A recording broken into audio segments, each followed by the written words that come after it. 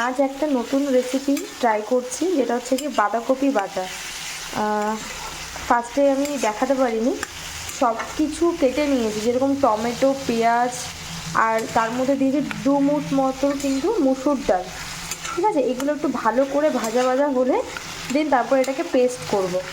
তো ভালো করে একটু ভাজতে হবে, একটু তেল দিয়েই ভাজবে, কোনো কিছু সোমবার দেওয়ার দরকার নেই। তবে পেঁয়াজটা একটু বেশি করে দিতে হবে। আমি যেরকম 4টে মতন পেঁয়াজ দিয়েছি, আর টমেটো দিয়েছি তোমার একটা বড় সাইজের, একটাই টমেটো দিয়েছি বড় সাইজের, আর একটা কাঁচা লঙ্কা দিয়েছি, আর 3টে শুকনো লঙ্কা ভেজে নিয়েছি। ঝালটা তোমরা মনের মতন করে দিতে পারো, কোনো অসুবিধা নেই। অ্যাকচুয়ালি মানে একটু ভর্তাগুলোতে না কিন্তু একটুখানি ঝাল হলেই ভালো লাগে। আর আজকের রেসিপিটা একদমই নতুনত্ব, আমিও কারো কাছ থেকে দেখেই শিখেছি, তো সেটাই আজকে ট্রাই করব আর তোমাদেরকে একটুখানি শেয়ার করব যে কীভাবে এটা পুরোটা করছে। তো দেখতে থাকো আরও যা যা করছি। এখানে বাঁধাকপিটা কুচো কুচো করে কেটে ভালো করে জল দিয়ে সিদ্ধ করে নিয়েছি নুন দিয়ে। এই দেখো বাঁধাকপিটা ভালো করে সিদ্ধ করে নিয়েছি, এবার এটাকে পেস্ট করব।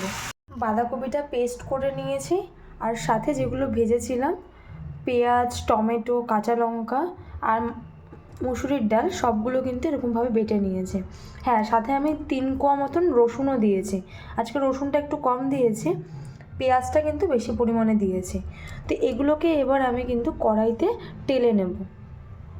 এবার যতগুলো পেস্ট করেছি, বাঁধাকপির পেস্ট আর একটা যে পেস্ট পুরোটা করলাম, সবগুলোকে এরকম কিন্তু কড়াইতে টালতে হবে। যতক্ষণ পুরো লাল লাল কালার না আসছে আর মাখা মাখা না হচ্ছে, ততক্ষণ কিন্তু পুরো এরকম কিন্তু মানে ভেজে নিতে হবে। আর গ্যাসটাকে একটুখানি হাই ফ্লেমেই রাখবে, নতুবা অনেকটা সময় লাগবে। আর একটু বারবার নাড়বে, তাহলে আর প্রবলেম হবে না। ফাইনালি রেডি হয়ে গেছে বাঁধাকপি বাটা। আমি একটু উপর থেকে কাঁচা তেল ছড়িয়ে দিয়েছি, আর রসুন তো একটা গোটা দেখতেই পাচ্ছ। টেস্টটা জাস্ট মারাত্মক সুন্দর হয়েছে। আমি ফার্স্ট টাইম বানালাম, একবার তোমরা বাড়িতে ট্রাই করে দেখো, আশা করি খুবই ভালো লাগবে।